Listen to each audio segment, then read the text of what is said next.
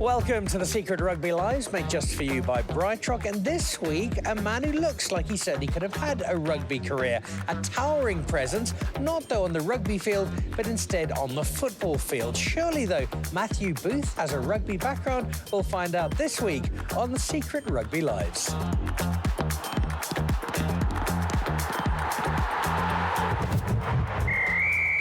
For many years, football fans in South Africa and indeed around the world got to watch this commanding presence in the heart of defence, making life deeply unpleasant for centre forwards as they tried and failed to score. So we know you own the football field.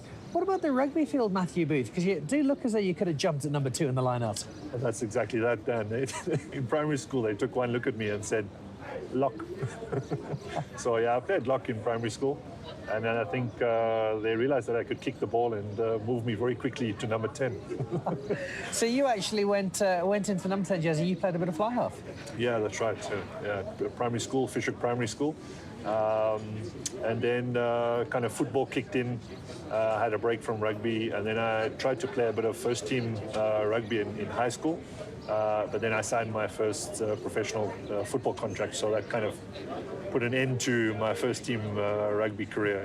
But was there a little bit of sadness at having to say goodbye to rugby? I really enjoyed it. Initially, when I was smaller, I didn't particularly like the contact. That's unusual for a footballer. Yeah, but it's something that you had to get used to, you know, and rugby definitely helped me, you know, with that contact issue going into my football career. And, you know, when I became a bit more mature, I quite enjoyed the contact, and I took that into my football. We certainly saw that. There's a tough man, hard man element to Matthew Booth, the footballer. That rugby experience, probably translating to some of those tussles you had in games later on. Yeah, no, absolutely. I've always enjoyed the physical element of football, sport in general. I enjoyed anything with a ball, really. We were fortunate enough at Fisher to get an opportunity to play tennis, table tennis, rugby, cricket, you name it. I miss my cricket as well. But yeah, it certainly put you in good stead, having that holistic, all-round sporting background. As kids, when we're playing, practicing, there's often that player we are in our heads, where somebody famous pretending to be them. Who was little Matthew Booth as a rugby player? Well, coming from Cape Town, I followed Western Province.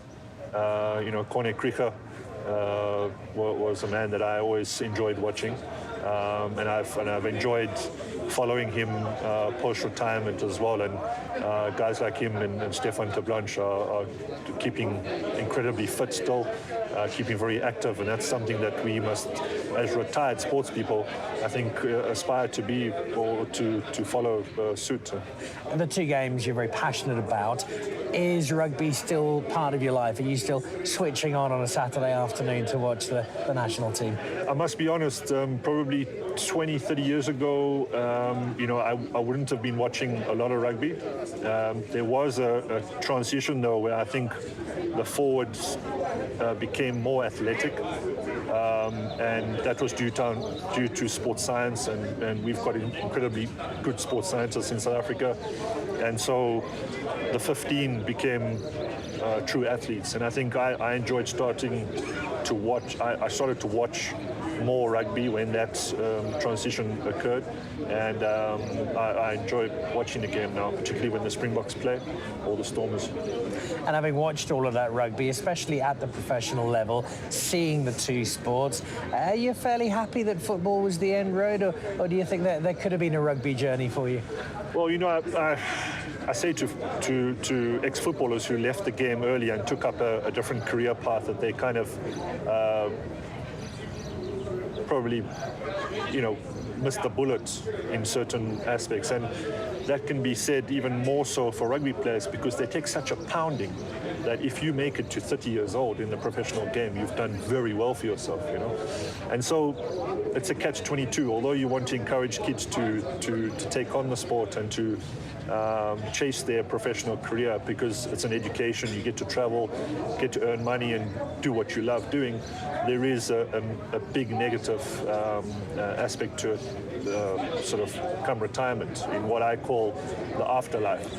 And so I'm kind of on the fence always, you know. So as long as kids are able to get the education in their pocket, get a degree of some sort, and then chase after it, there's nothing wrong with that. So as a dad then, in closing, would you rather have little Booths in a football jersey or a rugby jersey? Yeah, I think at school they haven't really played rugby, so it's not even a question at the moment. So they're both keen footballers, athletes. They're both 400-meter runners. My oldest has just gone to the States, so he's got a football scholarship, and so I think that's the perfect platform for kids to progress on.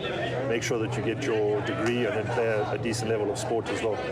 Well, some wise words from a Bafana Bafana captain who ended up in football, but given the height, the bulk and the physicality many defenders can attest to, there could have been a rugby career there as well from the Fisher All-Rounder. That's The Secret Rugby Live with Matthew Booth, made just for you by Bright Rock.